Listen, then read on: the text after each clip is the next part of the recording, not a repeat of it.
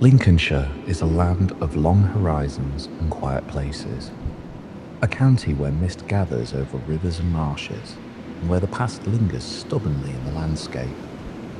Medieval churches rise from small market towns, ancient roads cut through open fields, and in the stillness of evening, it's not difficult to imagine that centuries have never truly passed. In the town of Gainsborough, overlooking the slow waters of the River Trent, stands a building that has watched those centuries unfold. Its towering brick chimneys rise like silent sentinels above a maze of timber-framed rooms.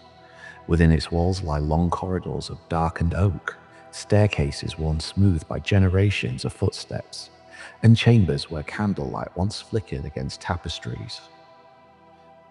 For more than 500 years, this house has stood at the centre of the town's life. It's welcomed kings and nobles, hosted great feasts and private councils, and quietly observed the turning tides of English history. Royal visits, civil war, religious dissent, and the everyday lives of the servants and households that have all unfolded beneath its heavy beams. But history is not the only thing that lingers here. Strange sounds echoing through empty corridors, of footsteps overheard when no one else is inside the building, of shadowy figures glimpsed for only a moment before vanishing into the dim light of the hall. Stories of ghosts and lingering spirits have clung to this place for generations, some whispered by locals, others recorded by curious visitors who arrived hoping to encounter something they could not explain. Whether these tales are born from imagination, suggestion, or something far older and far stranger remains uncertain. But in a house that has stood for half a millennium, the line between folklore and history can become difficult to see. Welcome to A Folk and Phantoms, where we wander through the mist-shrouded corners of British folklore, uncovering ghosts, legends, and the strange echoes of the past left behind by history. I'm Sean Palfrey, and tonight we explore the history, folklore, and haunting legends of Gainsborough Old Hall.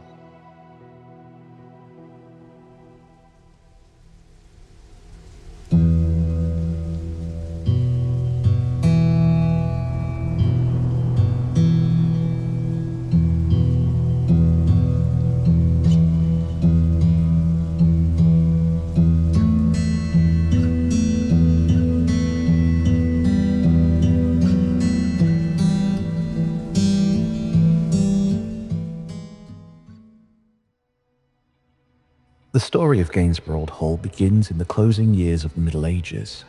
Around the late 15th century, the great manor house was constructed by the powerful nobleman Sir Thomas Burgh. At the time, England was emerging from the turbulence of the Wars of the Roses, and wealthy landowners sought to demonstrate their influence through grand residences that were as much symbols of authority as they were homes. The hall that rose above the banks of the River Trent was an impressive statement of that power. Built from deep red brick with a heavy timber frame, it was designed around a vast central great hall, the heart of medieval domestic life.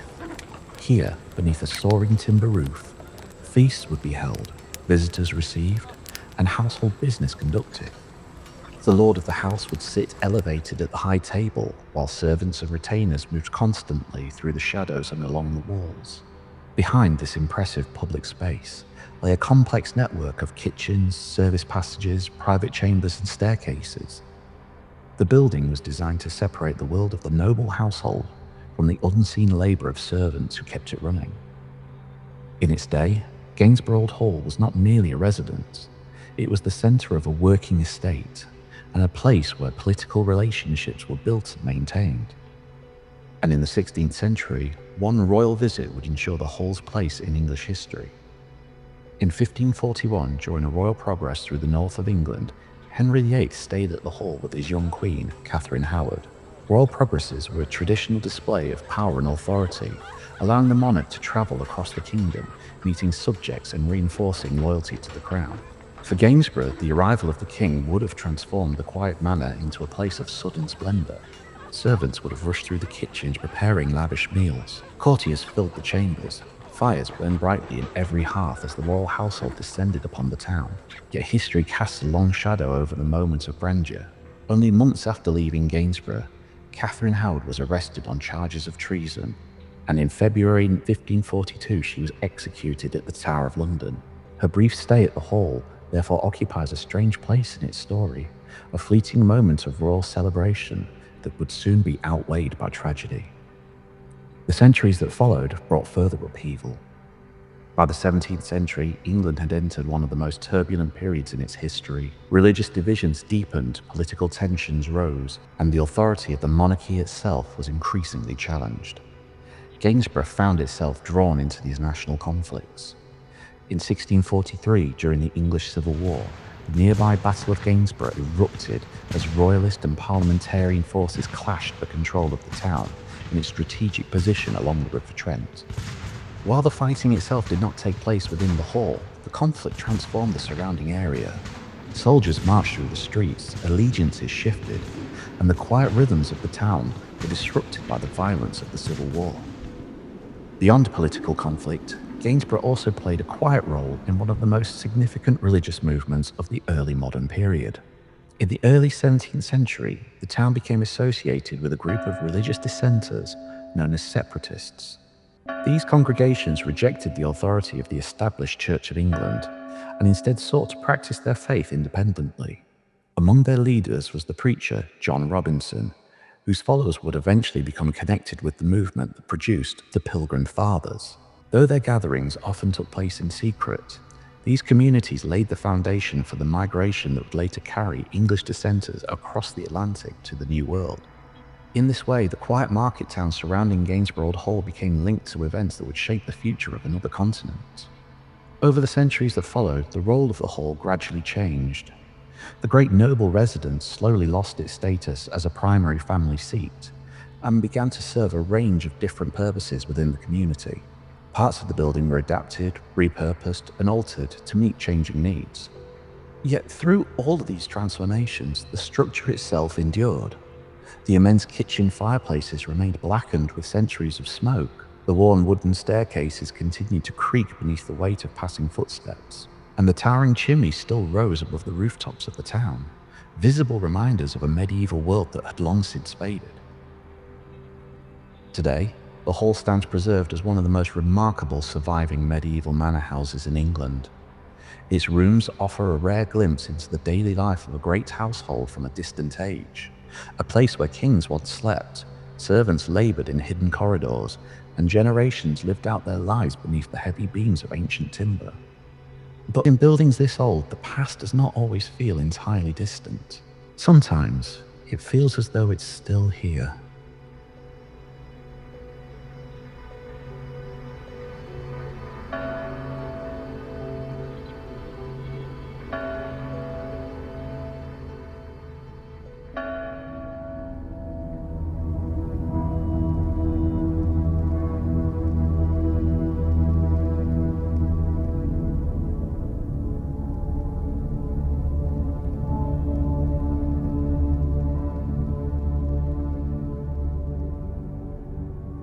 For a building that has stood for more than 5 centuries, it is perhaps inevitable that Gainsborough Old Hall has accumulated a long and varied catalogue of ghost stories. Some are little more than whispered rumours passed from guide to visitor. Others have been recorded by paranormal enthusiasts, local historians, and curious investigators who have attempted to document the strange experiences reported within the hall's ancient walls. Whether these encounters are the product of folklore, suggestion, or something more mysterious remains open to interpretation. But taken together, they form an eerie body of stories that continue to shape the hall's reputation. One of the most persistent legends is that of the Grey Lady. Witnesses have described seeing a pale female figure gliding silently through corridors or appearing briefly in the shadows of upper rooms before vanishing without a trace. Her clothing is often described as long and flowing, giving rise to the name by which she is now known. Her identity, however, remains uncertain. Some versions of the story claim she was once a servant who met a tragic end within the house. Others suggest she may have been a member of the noble household itself, perhaps a woman trapped by circumstances or sorrow. No historical record confirms these accounts, but the story has become deeply woven into the folklore of the building. The most popular version of the story states it is the daughter of a former lord of the manor. The story goes that she planned to elope with her lover, who was from a common background. Her father, however, found out, and as a punishment, he locked her away in one of the rooms of the hall. She died shortly after, believed to be from a broken heart. Numerous reports recount her wandering down the hallway and disappearing through a wall. And it was during some renovations, part of the corridor walls was stripped back to reveal a secret door that had long been since hidden away in the very spot where she's said to vanish. Visitors walking the corridors alone have sometimes reported a strange sensation of being watched, particularly in the upper chambers and stairwells where the light grows dim and the walls seem to close in. On occasion, people have claimed to hear soft footsteps on wooden floors above them, even when the rooms have already been checked and found to be empty. Described reports of unexplained voices heard in the building after closing hours, particularly around the tower rooms. In these accounts, witnesses claim to hear faint murmuring conversations or the distant echo of someone calling out, only to find no one present. These accounts are often brief and fleeting, a quick patter of footsteps, a laugh heard from the far end of a corridor. When the source is investigated, the rooms stand empty.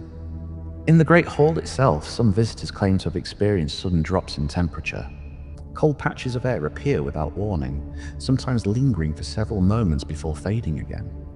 Such sensations are often interpreted by paranormal investigators as possible signs of supernatural presence, though environmental explanations may also account for these effects. The kitchens, with their towering fireplaces and long history of service and labour, have also gathered their share of ghostly stories. Some visitors have reported glimpsing a dark figure standing momentarily in one of the doorways before fading back into shadow. Local folklore sometimes associates this presence with a former servant who worked in the vast kitchens that once fed the entire noble households and visiting courts.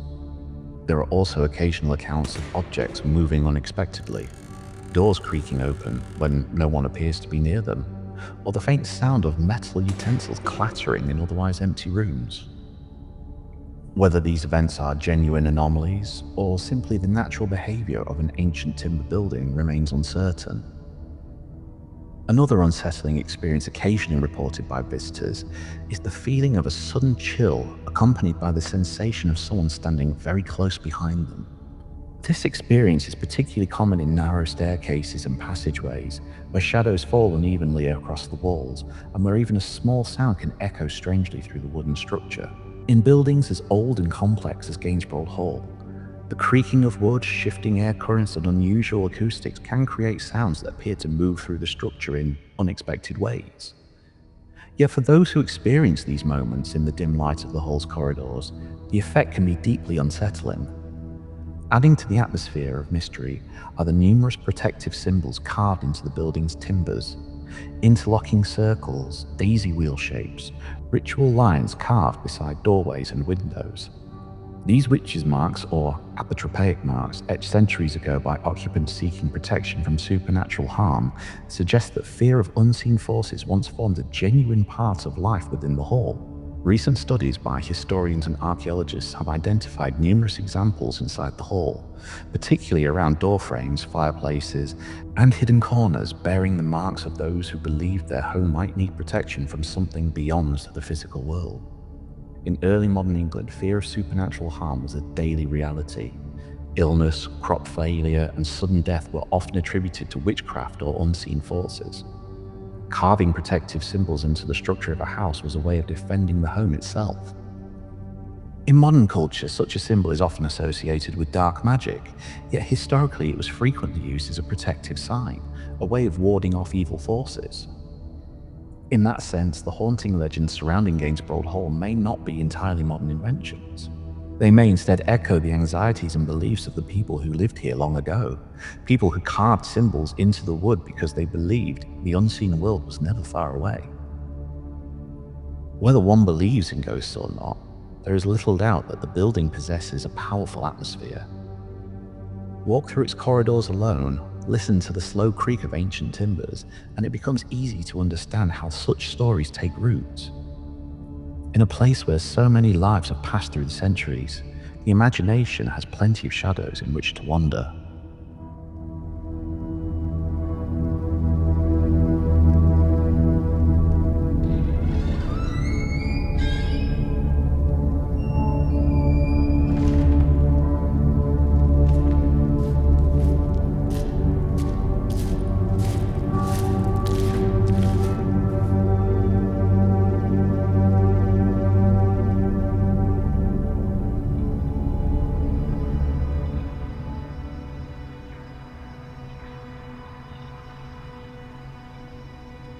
Despite the centuries that have passed since its construction, Gainsborough Old Hall remains one of the most remarkable surviving medieval manor houses in England. Its survival is due not only to the strength of its original construction, but also to the efforts of historians, conservationists, and heritage organisations determined to preserve it for future generations. Today, the building is being cared for by English Heritage, which manages the site as a historic monument open to the public. Through careful conservation work, the hall has been stabilised and protected, while still retaining the atmosphere of a lived-in medieval house. Unlike many historic buildings that have been heavily rebuilt or altered, much of Gainsborough Old Hall's original structure remains intact. Visitors can still stand beneath the immense timber roof of the Great Hall, walk through the long service passages that once bustled with servants, and explore the kitchens where fires once burned day and night to feed an entire household. The kitchens themselves are among the most impressive surviving medieval service rooms in England. Vast fireplaces large enough to roast whole animals dominate the space, blackened by centuries of smoke. Stone floors are worn smooth by generations of cooks, scullery workers, and kitchen boys who once laboured here. Elsewhere in the building, narrow staircases twist upward through the structure, leading to chambers that once housed visiting nobles, household officials, and servants. Each room reflects a different aspect of life within a late medieval household, from the grandeur of noble entertaining to the quiet routines of those who worked behind the scenes. And preserving such a building is no simple task. Historic timber structures constantly shift and settle over time. Moisture, temperature changes, and natural aging all place stress on the fabric of the building. Conservation teams must carefully monitor these changes, repairing damage while avoiding alterations that might compromise the hall's historical integrity.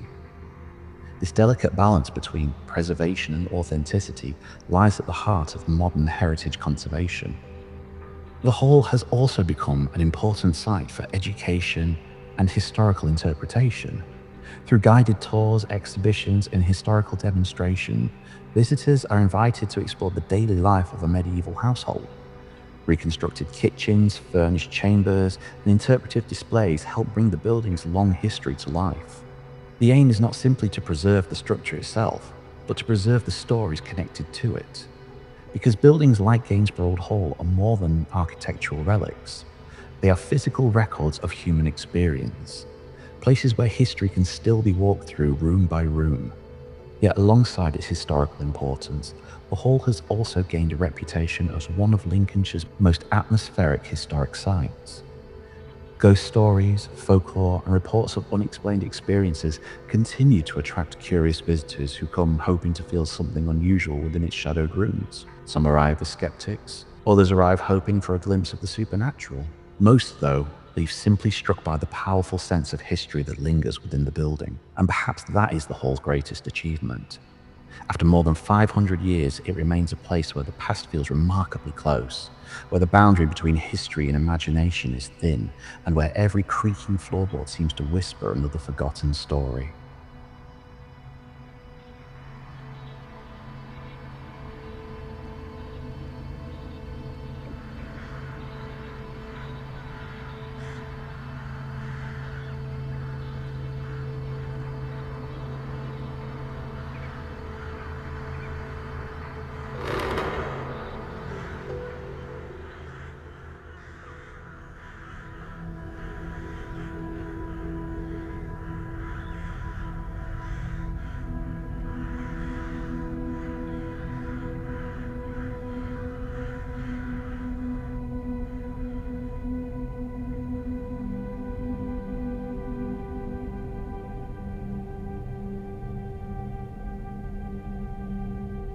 Stories of hauntings at historic sites such as Gainsborough Old Hall often invite a difficult question. Are such experiences evidence of something genuinely supernatural? Or do they reveal how human perception interacts with atmosphere, history, and expectation? Over the past century, researchers in the field of parapsychology have proposed several theories that attempt to explain why reports of ghosts appear so frequently in places with long and emotionally complex histories. One of the most widely discussed concepts is the idea of the residual haunting. In this interpretation, intense emotional events such as tragedy, violence, or prolonged suffering are thought to leave some form of energetic imprint upon the environment. According to this theory, certain conditions might allow these imprints to replay like a recording, producing apparitions, sounds, or sensations that repeat without awareness or interaction. Supporters of this theory often compare it to a kind of environmental memory embedded within the physical structure of a place. If such a mechanism existed, buildings like Gainsborough Old Hall would seem ideal candidates. Over the course of 5 centuries, the hall has witnessed royal visits, social upheaval, and the daily struggles of countless individuals whose lives unfolded within its walls. Another concept sometimes proposed by paranormal investigators is the intelligent haunting. In this model, the apparition or presence encountered is believed to represent the conscious spirit of a deceased individual.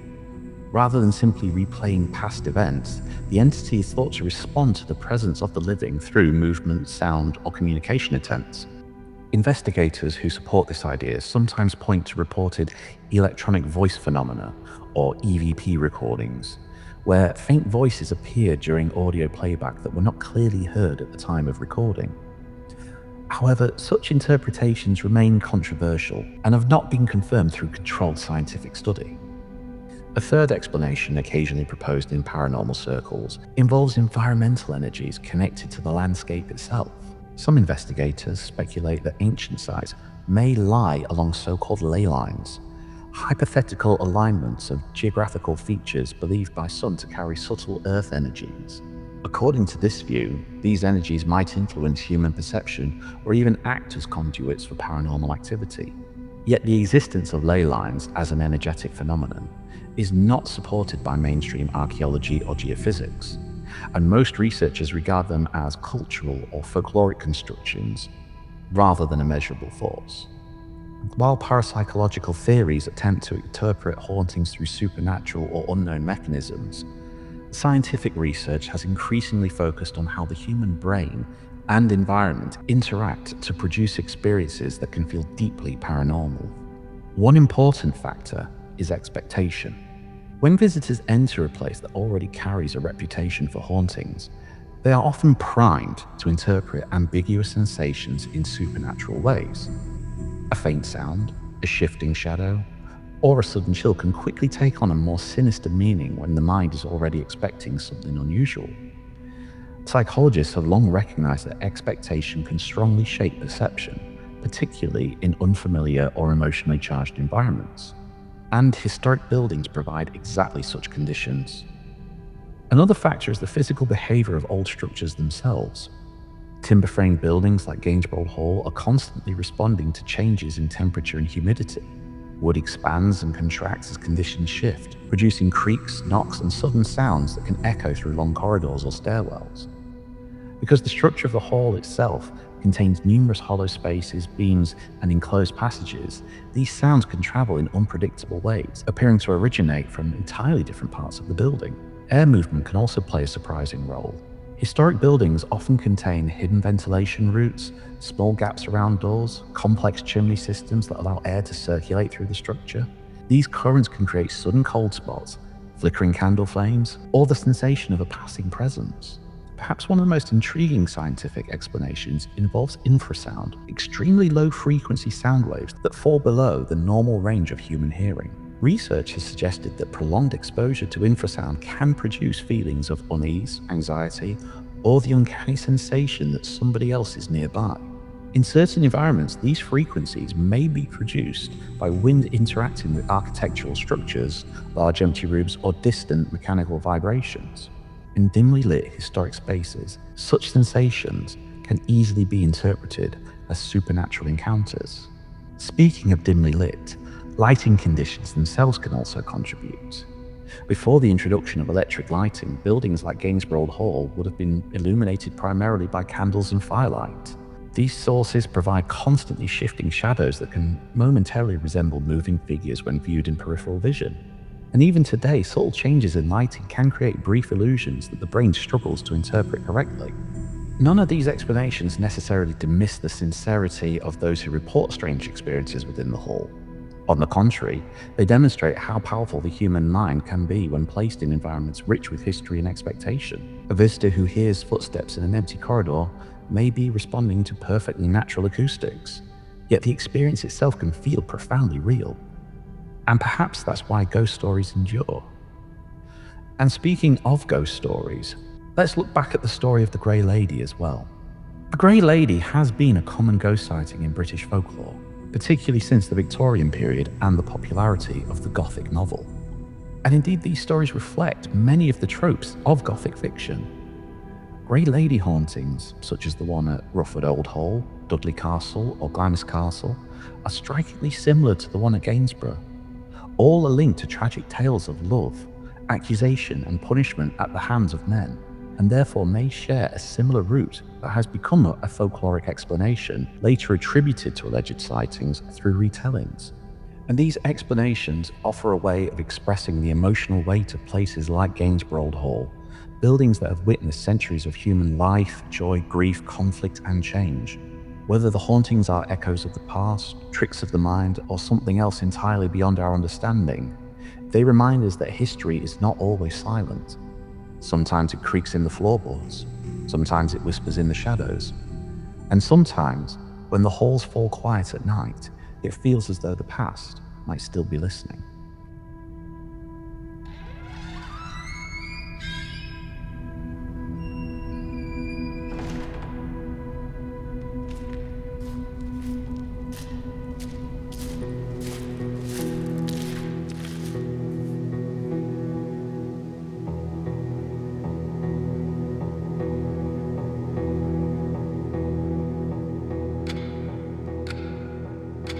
For more than 5 centuries, Gainsborough Old Hall has stood watching the slow passage of time. Kings have walked its corridors, noble households have gathered beneath its beams. Servants once hurried through hidden passages, carrying platters of food and armfuls of firewood. Outside its walls, the world changed again and again. Wars were fought, monarchs crowned and overthrown, faiths divided and nations reshaped. Yet the hall endured. Its great chimneys still rise above the rooftops of Gainsborough, dark silhouettes against the Lincolnshire sky. Its timbered rooms remain much as they were centuries ago, their beams darkened with age, their floors worn smooth by generations long gone. But buildings like this are more than stone, timber, and brick. They are repositories of memory. Within these walls lie the quiet traces of thousands of lives, moments of joy and celebration, whispered conversations, long nights of labor in the kitchens, footsteps echoing along the corridors in the early hours of the morning. The witches' marks carved into the beams remind us that those who lived here believed the unseen world was never far away, that something might linger just beyond the reach of candlelight. Perhaps those fears were born of superstition. Perhaps they were simply the natural result of living in an age where the darkness beyond the hearth felt very real. Or perhaps the people who carved those symbols understood something about places like this that we have slowly forgotten.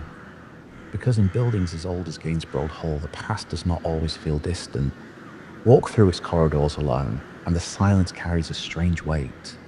Every creaking floorboard, every whisper of wind along the walls seems to hint at movement just beyond sight.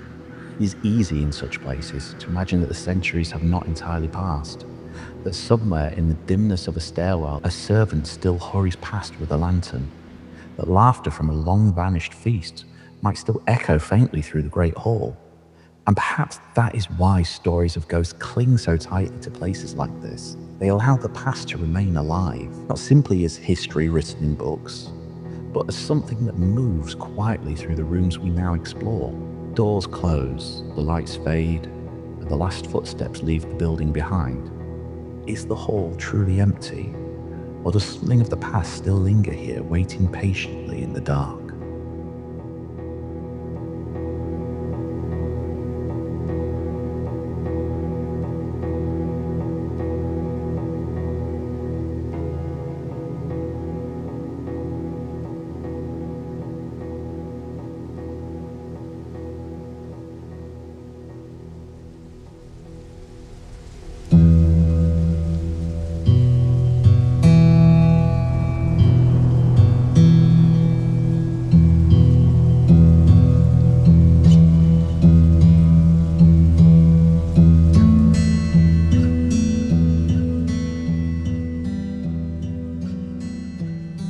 Thank you for joining me on this journey into the strange corners of history. Until next time, keep your lanterns lit and your senses sharp, because in the quiet places of England, the line between history and folklore can be very thin indeed, and sometimes, when the wind moves through the ancient timbers and the floorboards creak beneath unseen weight, it feels as though the past might still be walking beside us. Good night.